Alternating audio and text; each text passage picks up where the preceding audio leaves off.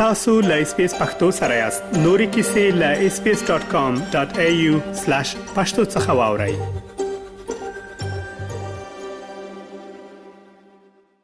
لومړی ډله اوخبه افغانان د 1818 میلادي کال د جون د میاشتې په 9مه نیټه استرالیا ته رسیدلی او تر هغه وروسته د اوخبه افغانانو د راتګ لړۍ د څو لسیزو لپاره دوام پیدا کړی دی. استرالیا ته د اوخبه افغانانو د راتګ کلیزه له 2020 میلادي کال راځي هر کال د افغانستان د اسلامي جمهوریت سفارت په نوښت منځل کیږي. سکهال هم د غورز د استرالیا په اډلیډ ښار کې ون منزل شوه. دغه مراسم د اډلیډ ښار په ویټمور پارک کې د اوخبه افغانانو د یادګار په ځای کې د ګلونو په ایښودلو سره پیل شول او د هغوی خدمتونو ته درناوی وشو.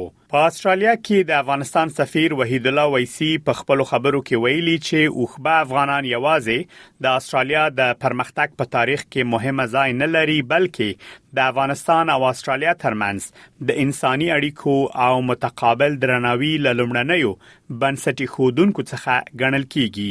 هغه ویلي چې د اوخبه افغانانو زحمت، زغم او خدمت د دواړو ملتونو د ګډ تاریخ یو ویاړلې برخه ده. ښاغلي ویسی ټینګار کړی چې د دې تاریخي برخې ساتنه او معرفي کول یوازې د تیر وخت رانوای نه دی بلکې د راتلونکو لپاره یو پانګونه او د ځوان نسل د پوهاوی لوړولو یو وسیله ده ترڅو د استرالیا په تاریخ کې د افغانانو د رغند رول په اړه پوښي.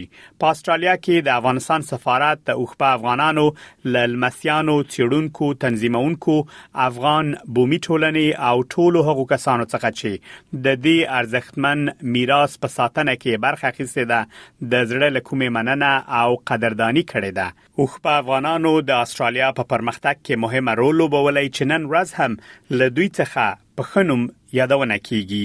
د افغانانو د استرالیا د لری پرتو سیمو په کشف له یوې سیمې څخه بلې سیمې ته د توکو او معادنو په لیږد او د اورګاډو د پټلیو او تمځایونو د جوړولو په برخه کې مهمه کارونه ترسره کړي دي. که غواړئ دغه سنوري کیسې هم اورئ نو د خپل پودکاسټ، ګوګل پودکاسټ یا هم د خپل خوښي پر پودکاسټ یو اورئ.